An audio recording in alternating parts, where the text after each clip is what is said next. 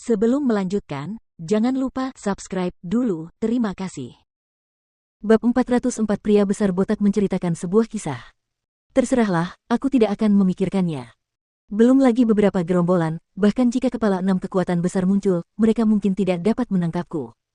Chu Feng mengerutkan bibirnya. Dengan metode yang saat ini dia kuasai, selain karakter seperti Jie Xingpeng, yang lain benar-benar tidak dapat melakukan apapun padanya bahkan jika mereka muncul. Setelah itu, dia tidak lagi memikirkannya dan dia berteriak keras, "Pelayan, bawakan aku anggur dan daging enak apapun yang kamu punya." Ah, datang. Pelayan kedai itu tidak berani lambat dan dengan sangat cepat, sepiring hidangan pun diantarkan ke Chu Feng. Di tempat seperti itu, hanya sedikit orang yang punya resep makanan lezat dan kebanyakan dari mereka adalah sayuran sederhana, potongan daging besar, semangkuk besar anggur. Tapi semuanya benar-benar lezat.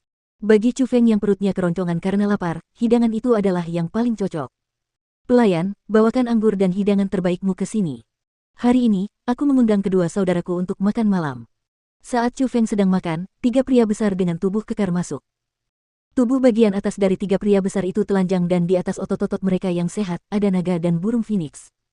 Dengan sekali pandang, orang bisa tahu bahwa mereka bukanlah orang baik. Mereka lebih tampak seperti bandit di gunung, atau perampok di hutan. Jadi, setelah ketiga orang itu muncul, wajah pelayan itu langsung berubah hijau. Banyak pelanggan juga menunjukkan tatapan takut dan tidak berani menatap mereka lebih jauh, sangat takut bahwa mereka bertiga akan mencari masalah. Dan ketiga orang itu memang sangat mendominasi. Jelas, hanya ada 3 orang, namun mereka memilih meja besar yang dapat menampung lebih dari 20 orang di kedai dan duduk di sana. Dengan melakukan hal itu, akan menyebabkan banyak pelanggan di belakang mereka kehilangan tempat yang layak untuk makan. Chu Feng mengangkat kepalanya dan menatap ketiganya.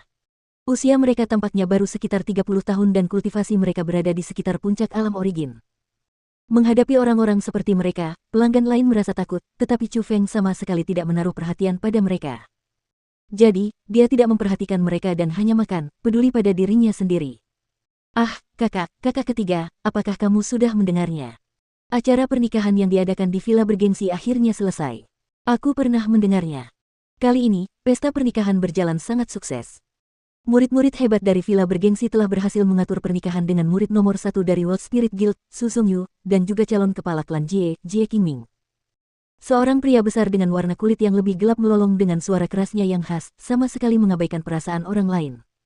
"Saya juga pernah mendengarnya. World Spirit Guild dan klan Jie disebut-sebut sebagai kekuatan terkuat di benua 9 provinsi. Mereka bahkan didukung oleh dinasti Jiang. Jika berhasil mengatur pernikahan dengan kedua kekuatan itu, posisi masa depan Villa Bergengsi di benua 9 provinsi tidak akan tergoyahkan. Sangat mungkin, mereka akan menjadi kekuatan terkuat selain World Spirit Guild dan klan Jie." Pria besar lainnya juga menambahkan, "Bagaimana berita yang kalian berdua katakan bisa dihitung sebagai berita baru?" Pria botak besar yang duduk di tengah memandang dengan jijik ke arah 2 orang itu. "Kakak, mungkinkah kamu mendengar berita yang tidak kami ketahui?" Melihat itu, 2 orang lainnya buru-buru bertanya. Tentu saja. Anak laki-laki keluargaku ikut serta dalam pesta pernikahan ini. Berita yang dia tahu adalah yang paling jujur dan paling mengejutkan." Pria botak besar itu menepuk dadanya dan berkata. Ketika dia menyebut keponakannya, wajahnya dipenuhi dengan kebanggaan. "Oh, kakak, cepat beritahu kami. Berita mengejutkan macam apa yang ada di sana?" Mendengar kata-kata itu, 2 pria besar lainnya mulai bersemangat.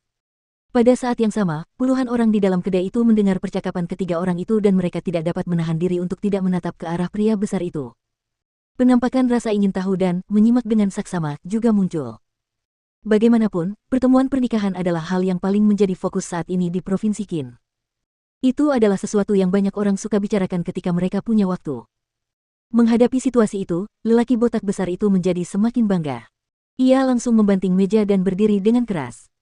Ia berkata, "Hari ini, aku akan memberitahu kalian semua sesuatu yang tidak diketahui tentang pertemuan pernikahan. Kalian semua pasti tahu siapa orang itu, kan?" Pria botak besar itu pertama-tama mengarahkan jarinya ke poster buronan Chu Feng. "Tentu saja kami tahu. Bocah itu bernama Chu Feng, dan dia juga salah satu peserta pertemuan pernikahan ini.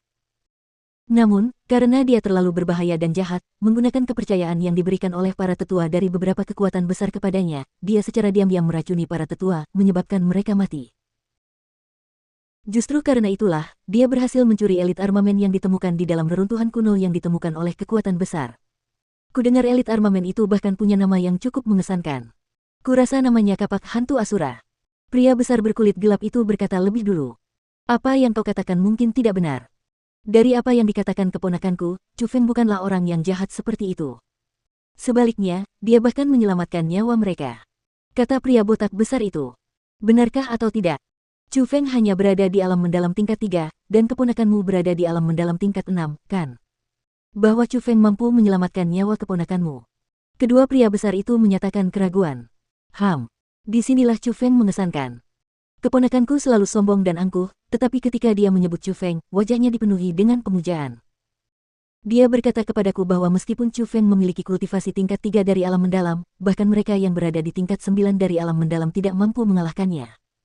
Kekuatan tempurnya sangat kuat dan bakatnya adalah yang terhebat dari semua orang yang pernah dilihatnya. Pada hari itu, mereka pergi ke Gunung Seribu Monster untuk suatu acara dan mereka ditangkap oleh Raja Monster dari Gunung Seribu Monster. Mereka dipenjara di dalam istana, dan meskipun seorang ahli luar biasa datang untuk menyelamatkan mereka dari villa bergengsi, mereka masih dalam bahaya. Karena, selama ahli luar biasa itu bertukar pukulan dengan Raja Monster dari Gunung Seribu Monster, seluruh labirin akan runtuh dan mereka semua akan terkubur di dalamnya. Ketika semuanya tergantung pada seutas benang dan ketika itu adalah masalah hidup dan mati, Chu Feng lah yang memimpin mereka dan lolos dari labirin. Jika bukan karena Chu Feng yang memimpin jalan dan jika mereka selangkah lebih lambat dalam melarikan diri, kemungkinan besar mereka akan mati karena runtuhnya labirin. Kata pria botak besar itu. Chu Feng itu benar-benar mengesankan. Bukankah dia baru berusia 16 tahun? Perkataan pria botak besar itu membuat orang setengah percaya dan setengah ragu setelah mendengarnya, tetapi mereka sangat asyik mendengarkannya. Mereka semua meletakkan mangkuk dan sumpit di tangan mereka dan beberapa bahkan hanya mendekati pria besar itu dan mendengarkan dengan serius. Semua kata-kata itu benar. Aku mendengar keponakanku mengatakan bahwa calon kepala klan Jie Qingming, menantang Chu Feng karena ada konflik kata-kata dengannya. Demi keadilan, Jie Qingming sengaja menekan kultivasinya ke alam mendalam tingkat 3 untuk bertarung dengan Chu Feng. Coba tebak, apa hasil pertarungannya? Pria botak besar itu sengaja membuat mereka penasaran dan bertanya kepada penonton. Apakah perlu menebak? Tentu saja Jie Qingming menang. Ya. Jie Qingming disebut sebagai orang terkuat di generasi muda benua 9 provinsi. Dia bahkan memiliki persenjataan elit, jadi bagaimana mungkin Chu Feng bisa mengalahkannya? Benar sekali. Jie Qingming adalah orang yang dapat menghancurkan langit dan bumi dengan mengangkat tangan atau kakinya. Tanpa berpikir panjang, orang banyak memberikan jawaban mereka dan di mata mereka, Jie Qingming seperti legenda. Kalian semua mendengar rumor dan bukan kebenaran. Jie Qingming sekuat itu. Apakah ada di antara kalian yang pernah melihatnya secara langsung sebelumnya? Pria besar itu sangat marah. Dia membanting meja dan meraung marah.